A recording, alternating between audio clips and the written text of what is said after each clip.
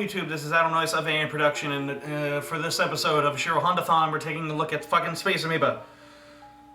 I wanted to get that out of the way because I hate this movie.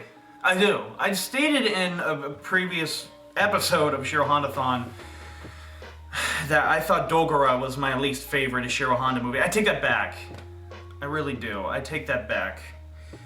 This movie is a piece of shit. It is.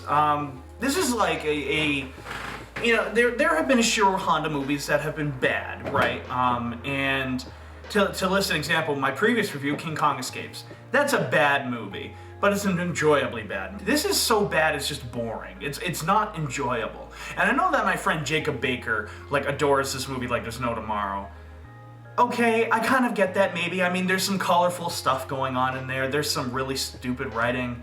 Maybe he sees some enjoyment with that, or the ridiculousness of the monsters, maybe. I don't know. But I didn't get any enjoyment out of this movie. I really didn't. There was only one part of this movie that I legitly laughed, and we'll get into that a little later. But there was only one part of this film that I was like, oh, that was actually kind of enjoyable. No, the rest of the movie is really, it's just awful. It's just lacklusterly shot, lacklusterly executed. I hate to say this, I really do. There are a couple movies that I'm kind of obsessed in terms of the making of the movie. To name another Ishiro Honda film, the original Godzilla, I'm obsessed with the making of that movie. To list probably my favorite example, the film Cleopatra, made in 1963. I'm obsessed with the making of that movie. But never has that obsession with the making of the movie outweighed, you know, my love of the film. This film, I've had a tiny bit of obsession recently with the making of this film because it's so goddamn fascinating, and I guarantee you that that's what a majority of this review is going to be, is me just talking about the making of the movie. Because it is interesting shit. It is. But let me just say, in terms of the film-wise, it is very pathetic that the making of the movie is more interesting and intricate than the movie itself. That's pathetic, and that's sad. Not since the days of Ed Wood has that happened. Yeah, that's right. I just compared this to an Ed Wood movie. Okay, this movie isn't quite that bad, but it's still pretty goddamn bad, alright? This movie was made when Toho was decentralizing itself. Why a lot of these tokusatsu kaiju films are being released like 2 a year, for example, like starting with 1965 up, right? In 1965 you have Frankenstein Conquers the World, Invasion of Astro Monsters. 66 you have Godzilla vs. the Sea Monster and War of the Gargantua. 67 you have, you know, Son of Godzilla, so on and so forth. Why they were pumping out so many of these movies was until 1968. Toho was like the king of making movies, and they had an audience for it. And so 1964 was definitely the year for Toho. It was like the highest tip of the mountain that they possibly could reach, because they made 3 kaiju films that year, as well as several other big motion pictures. But by the year 1970, which was the year SPACE AMOEBA was made, all of Japan was going through a massive, drastic change. And that was from TV, that was from movies to television. I just gave it away. What has happened is that TV started really taking control of the industry at this time, because so many people were watching movies on TV, or TV movies, or serials on TV, or just shows on TV. And that really went with the kaiju genre as well, because of shows such as Ultraman, and The Return of Ultraman, and Ultra 7. Those kind of shows were being released on television, right? So people started asking, why the fuck do I want to go to the theaters to see a kaiju movie when I could just watch it on TV every Sunday?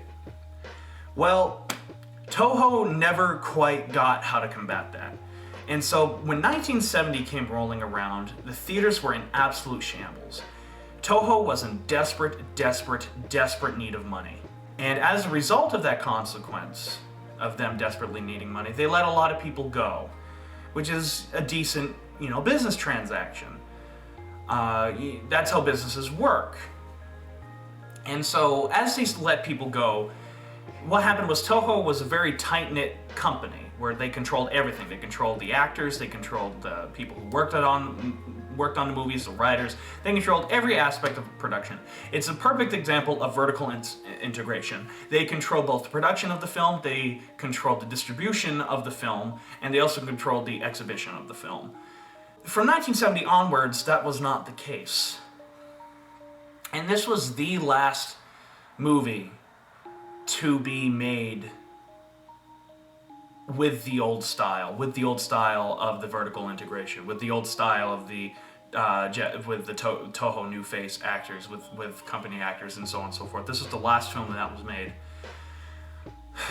And because of this whole decentralization, places like the Toho New Faces, which was the acting place that brought forward Akira Takarada, Nakahiko Harada, half the crew that starred in these movies, Kenji Zahara, all these actors, right?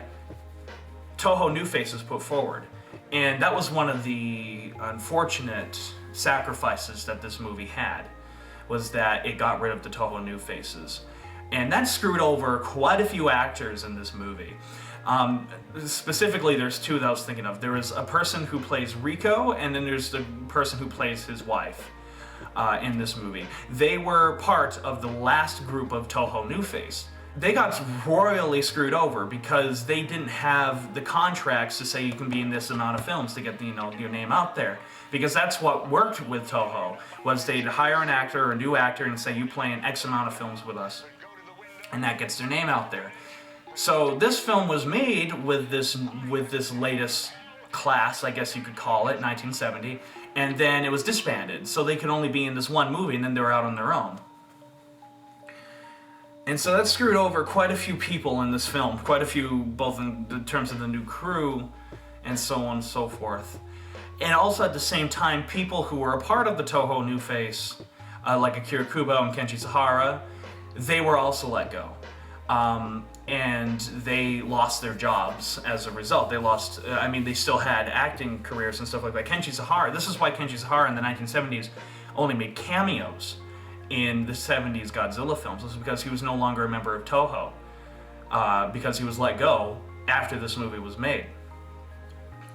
However, the biggest thing that goes along with this film, the biggest thing that really kind of sets this movie apart, and the thing that to me is the most interesting of this film, is this was made in 1970, the year Eiji Tsuburaya passed away of lung cancer.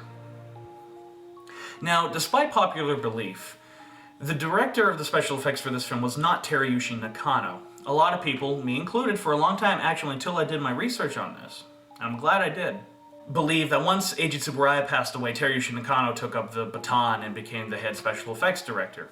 He actually wasn't. The person who worked alongside Eiji Tsuburaya and became the temporary director of visual effects after he passed away was a man named Sadamasa Arakawa. Now, there's a great picture that always gets confused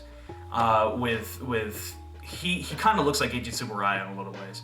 But there's a great picture in Godzilla vs. the Sea Monster with the two suits siding each other, and you see a man who we think is Eiji Tsuburaya directing them. It actually isn't Eiji Tsuburaya. It's a very famous picture. Look it up on Google. It's actually Sadamasa Arakawa in the scene. It's not Eiji Tsuburaya. But anyways, but he started working as a director on the effects from 1965 upwards. And to list a couple of his movies, first off, he worked mainly with Jun Fukuda. He worked in the Jun Fukuda Godzilla films. And there's an interesting little bit that I found out after reading an interview with this man, that he had kind of a friendly rivalry with Jun Fukuda. He was used to working with Jun Fukuda. He liked working with Jun Fukuda. They had a friendly rivalry as to who was going to put forth their best effort to film something, who was going to try to bet one up the other person in either a prank with each other or something along those lines. So it was a friendly rivalry that Sadamasa Arikawa never had with Ishiro Honda. He explained that he had like a level of respect for Ishiro Honda because Ishiro Honda he felt was somebody above him, while Jun Fukuda was somebody, as he quote, of the same generation. So they kind of got along better and were buddies, and that's why they always worked well together. And Arikawa is really known for, as I watched a lot of his movies, he only worked with Ishiro Honda, I believe, as the director of visual effects twice, and that was on Space Amoeba and more importantly, Destroy All Monsters, which Destroy All Monsters is like the greatest, oh my god, harumph movie ever. And because of that, I think Arikawa's specialty was his wire work, for two main reasons. Look at Son of Godzilla. All those, like Kamehameha and Kamanga, those are all done with wires. 20 people. 20 people would man the spider or the giant praying mantis. That's a lot of work. And then it's even amplified even more in Destroy All Monsters, especially with the end fight scene. The wire working in that final fight scene with Godzilla leading all the Earth monsters against King Ghidorah is fucking phenomenal. Seriously, the wire works must have been so complicated and so complex, I couldn't even begin to fathom how intricate and how much planning had to go in through that.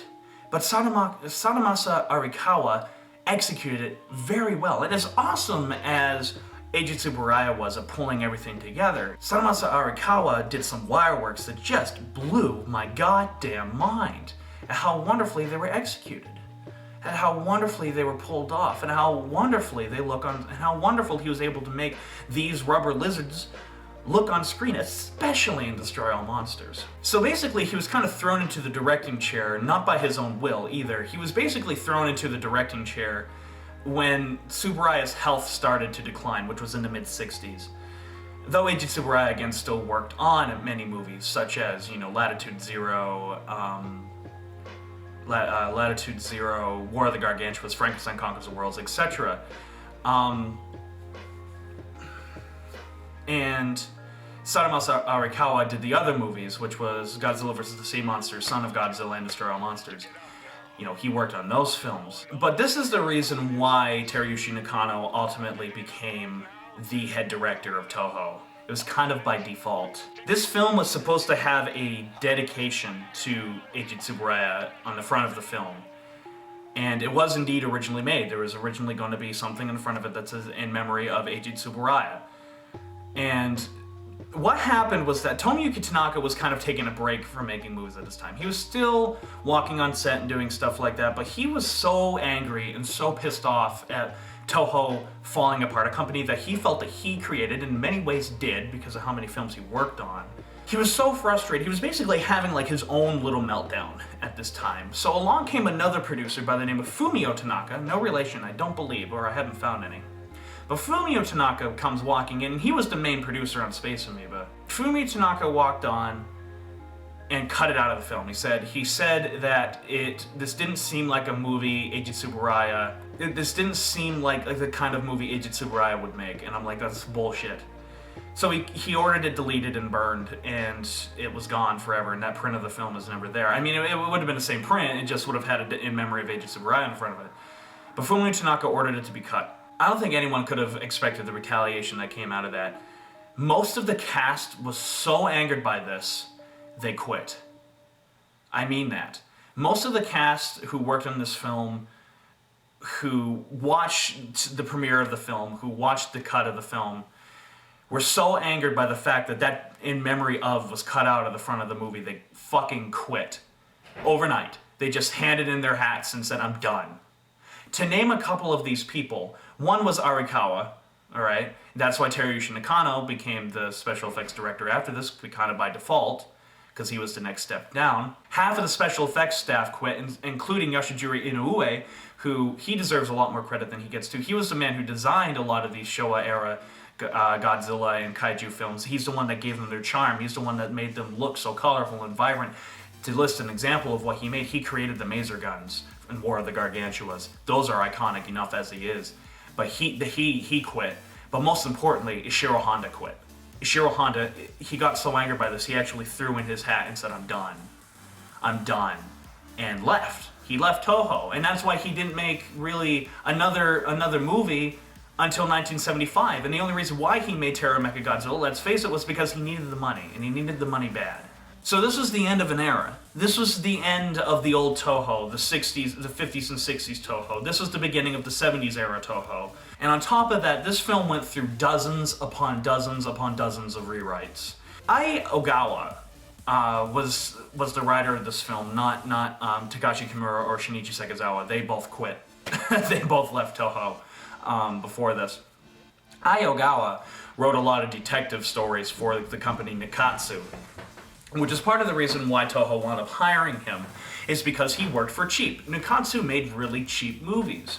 Research director Seijun Suzuki, who's again another one of my inspirations, if you want to know more about how Nikkatsu works, they were very cheap people. They made very low budget movies. So Toho hires Ai Ogawa to write this movie. It's funny because Fumio Tanaka does the audio commentary on the DVD, and Fumio Tanaka describes Ogawa as a very strange man. Apparently he walked with a cane, and I guarantee that was because he had very heavy diabetes. He had diabetes really bad, and so maybe he hurt his foot, and that's why he needed a cane. He always liked the darkness. He liked being in the dark. And he also had a darker complexion than a normal Japanese person. And it's kind of funny too because Ogawa wrote a lot of the Dracula movies that Toho released around this time, as well as Fumio Tanaka, so they kind of work together.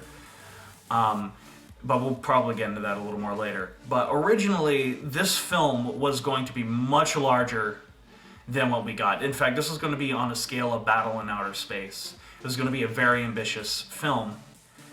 But unfortunately, because of television and stuff like that, Toho saw no profit. Toho saw no profit being made there and slashed the budget and told him, write something else. And to explain how big and bizarre this film was going to be, it was going to end with this island being nuked so that they could kill the alien, using a nuke. Now, I actually guarantee that if Ishiro Honda read that, he would have had the ending changed regardless because of his stance on nuclear weapons. And kind of rightfully so, considering all the other movies that Ishiro Honda worked on before this. It kind of makes sense why he would be like, no, that ending needs to fucking change. Because suddenly this movie's being made, they're like, oh look, nukes can be used for something good. That's not Ishiro Honda, so I would have wondered what would have happened. But honestly, I think the original drafts of the script Ogawa was writing, these films, it was extremely dark. It wasn't like the original Godzilla levels of dark or Rodan levels of dark. It was still a darker movie than what we had. And it's no surprise that Ogawa went on to direct those Dracula films. And he also felt much more satisfied because he could get out some of his broodingness in those films. Yes, Toho released a bunch of Dracula films in the 70s. Why? Because the Hammer horror films were being released in Japan at this time, and they were doing very well. They were very successful. So a lot of Japanese companies kind of jumped on that bandwagon, and they decided to make their own horror movies, and Dracula happened to be Toho's. Yes, I think there was like 4 or 5 of them made, all in which I think had music by Richiro Manabe, and they sound like porn soundtracks. But I really do want to get into those. But this is Space Amoeba, Adam. So how about actually on to the movie? This film, as I stated earlier, is stupid and boring. Okay? Like there's stupid kaiju films, like The X from Outer Space, and then there's stupid and bad. And this is stupid and bad, okay? I had no enjoyment watching this movie whatsoever. All the characters, all of them, every single one of them are boring as fuck. So you have these people that are trying to make this resort on this island that also has an active volcano on it. Yeah, that's a good idea, not really. Of course it has an active volcano on it. And on this island are about like 80 natives, and so what did these realtors try to do? They bring this photographer over there, as well as a biologist happens to be going, and an industrial spy is going there. And the industrial spy, his name is Obata, is played by Kenji Sahara, and he's the only notable character in this film because he winds up getting taken over by the alien that comes to Earth in this film that happens to be a space amoeba, hence why the movie is called Space Amoeba. And it's kind of surprising because, I forgot his first name, Tsuchiya, Mr. Shindo. See, I remembered his name, Patrick. Tsuchiya plays in this film as well. He plays the scientist in this film. Originally, it was going to be Kenji Sahara to play Tsuchiya's role and vice versa. And it was Tsuchiya who said, give Kenji Sahara the role and Ishiro, the role of Obata. And Ishiro Honda said, sure. And Kenshihara again is the only thing relatively enjoyable because he goes through a bit of a character development. He's kind of a mean, greedy asshole, and then when he's taken over by the alien, his will is fighting the alien for himself, and in the end he pays the ultimate price by jumping into a volcano and killing himself. He is somewhat of a character, but it's been done before a million times. That's the problem. It's been done before, over and over and over again, especially with Honda. And I'm like, dude, but above that, the plot itself is unbelievably dumb, okay? It's dumb for a kaiju film at this time period. That takes talent, okay? You have the stupid-ass alien that picks up stupidest creatures to take control of. Why the fuck would he pick a cuttlefish? Why not a fucking shark or something if he wants to do something in the water? A fucking crab? Really? Why the fuck would you choose a fucking crab? Why the fuck would you choose... Okay, maybe a turtle, because a turtle has armor plate. And the thing that bugs me the most is that there's only 80 people on this island. There's a set number. It's not even 100. There's only 80 people on this small island in the middle of the Pacific. All just happen to speak Japanese. The alien is easily defeated by these people. These primitive natives with almost no advanced technology whatsoever. Why doesn't he go straight for taking over the minds of the people in the first place? Why does he have to waste his time making these monsters to kill these people? Why can't he just take over the people? Because clearly he can split this alien entity can clearly split into multiple beings, because there's a scene where he not only is in Obata, but he's also in Kameba, the giant turtle, and Ganime, the giant crab. So why doesn't he just take over all these people's bodies? You know, I don't get that, okay? But the number one thing that I hate about this movie, and I really fucking mean this, really, this is the one thing you hate the most, Adam, is that it focuses on the wrong people. So in the movie, you have a photographer played by Akira Kubo that happens to see the Helio 7 crash, who also happens to be picked up to go to the island. Okay, so the Helio 7, what happens is there's a spaceship called the Helio 7 that's launched into space. First off, that whole sequence of the Helio 7 taking off and stuff, that's gorgeous. I love the colors, I love how it's shot, I love the music, it's great. It's actually gorgeous. But anyways, the Helio 7 is launched into space. In fact, you know what, fuck it. The entire first 3 minutes of this movie are fucking phenomenal, and dark, and brooding, and big, and epic. Alright, so like the opening credits have like all 3 monsters battling and stuff like that, and it kind of reminded me of a darker, more brooding version of the opening to Ghidra, the 3-headed monster. In fact, I actually think these opening credits are actually slightly cooler than that one. There's like a big red backdrop as smoke is rising in the foreground as the monsters are circling each other. It's fucking great, alright? And then you have this fantastic shot with the Helios, right? It starts off on a picture of the sun, and as Akira Fukube's awesome piano music comes out, the camera pulls out, and you just see this rocket ready to launch, and it launches. It looks fantastic, and it's wonderful. And then the rest of the movie just goes...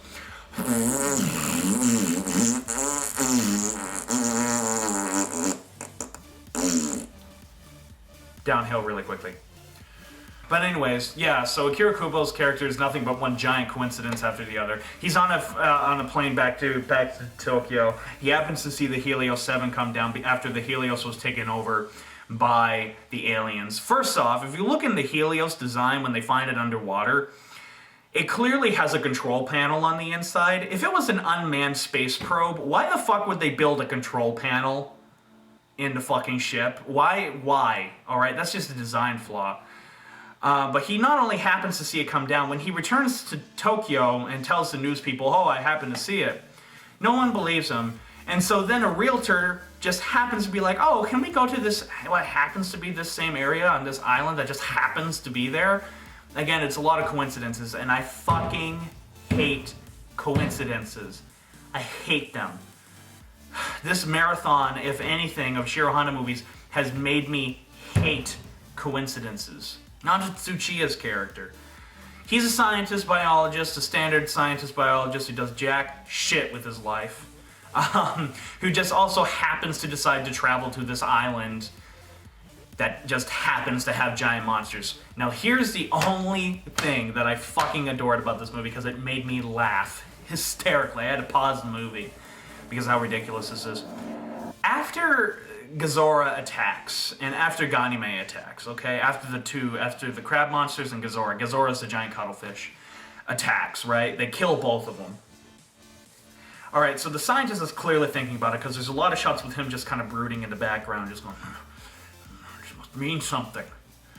Alright, so you're expecting he's kind of coming up with a formula. He's kind of coming up with an idea here. Get this. So after a scene where they're talking about, you know, what are these giant monsters, he says there is no way in the name of science that these monsters could become so gigantic and so ferocious. And I'm like, that's bull fucking shit. We're discovering new stuff every single day, and you're a fucking biologist. You should fucking know this shit. So here's what makes it the greatest thing ever. Tsuchiya then goes, there's only one explanation. It must be space creatures. I can't even say that with a straight face. I'm not kidding. That's the exact fucking line. He goes, they must be space creatures. And what kills me even more, other than this ludicrous decision, no wonder why he's desperate for a job, is everyone around him is not laughing hysterically at him, saying, how did you determine it was space creatures, blah, blah, blah, blah, blah.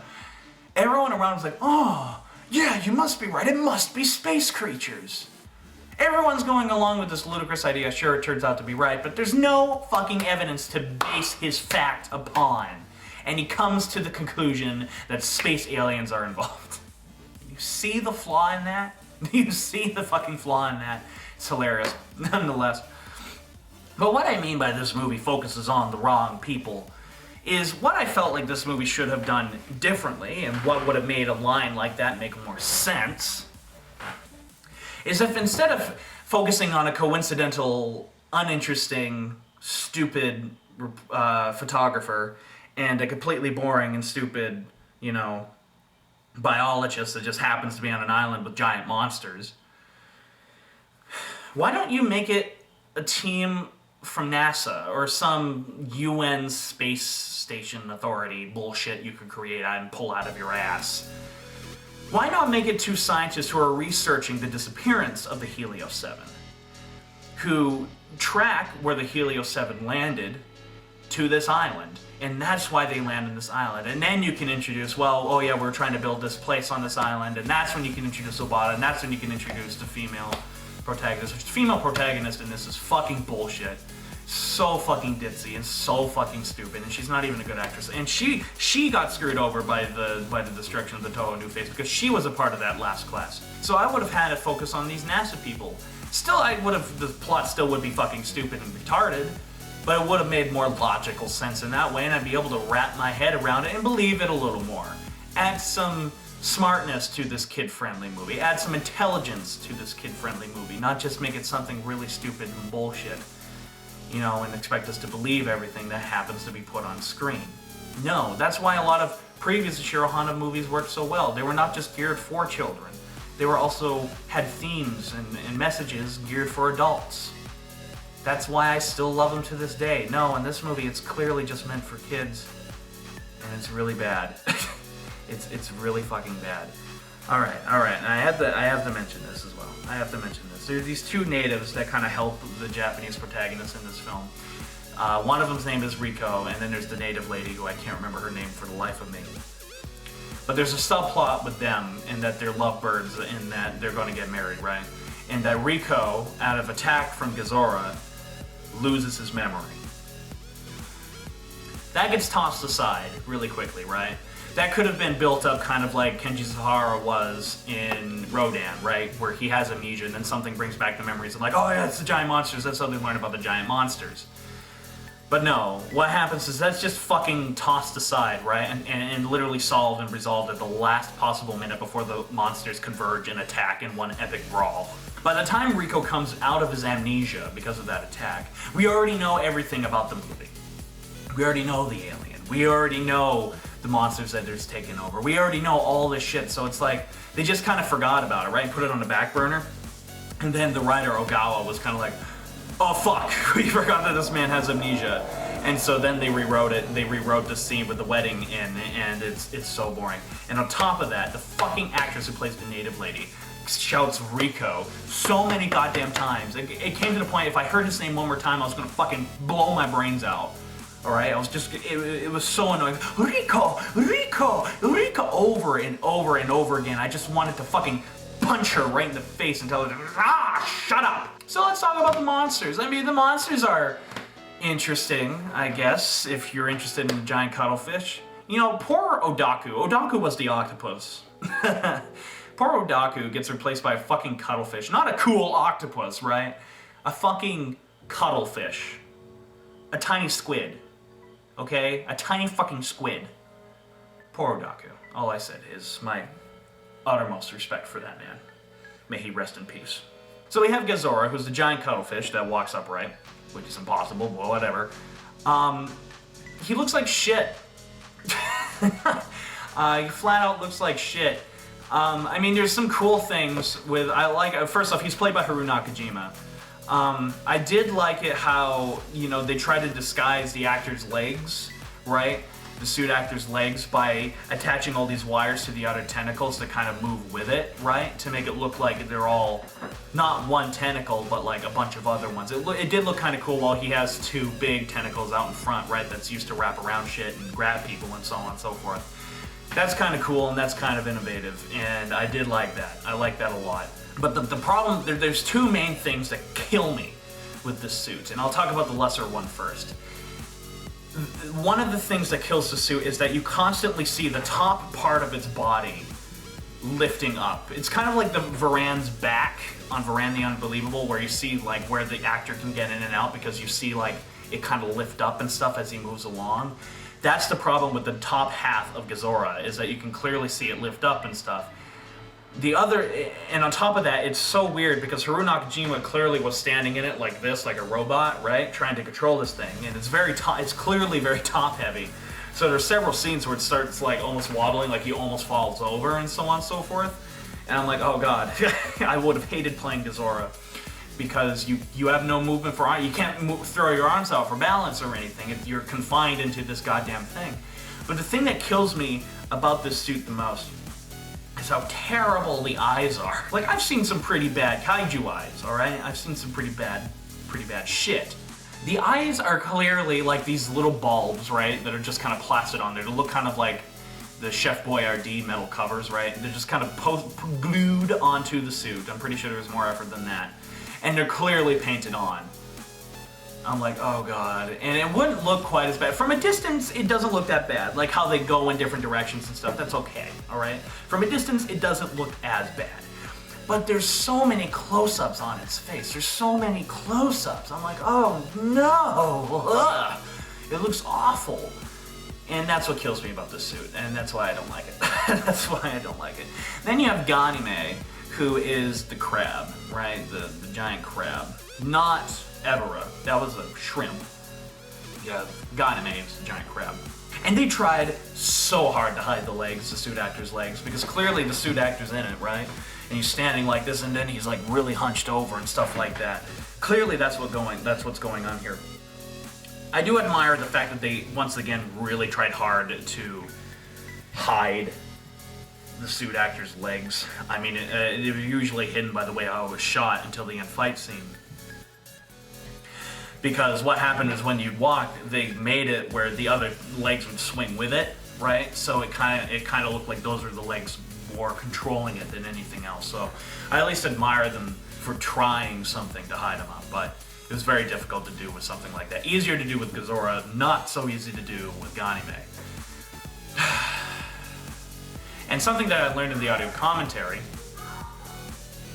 In the audio commentary, Arikawa apparently wanted to make the mouth of Ganime really frightening. Alright, like really, really scary. And I have to say, it is very creepy looking. I'm not exaggerating how it moves very much. It is very unworldly and very creepy. I've always found crabs and lobsters' mouths to be very frightening anyways. Like, I wouldn't want to get bitten by that or eaten by it, much less eaten by it. So the fact that they pulled that off is also very good. They at least attempted to make it look frightening, and they did, because it's always moving, like a real crab's. So that was cool. But you can clearly see the suit actor's legs during the main fight sequence. And the main fight sequence happens at the end of the movie when we discover that the alien's weakness is supersonic sound. So why the fuck would you blame... That makes no sense. The alien makes no sense. Whatever. Let's get past that.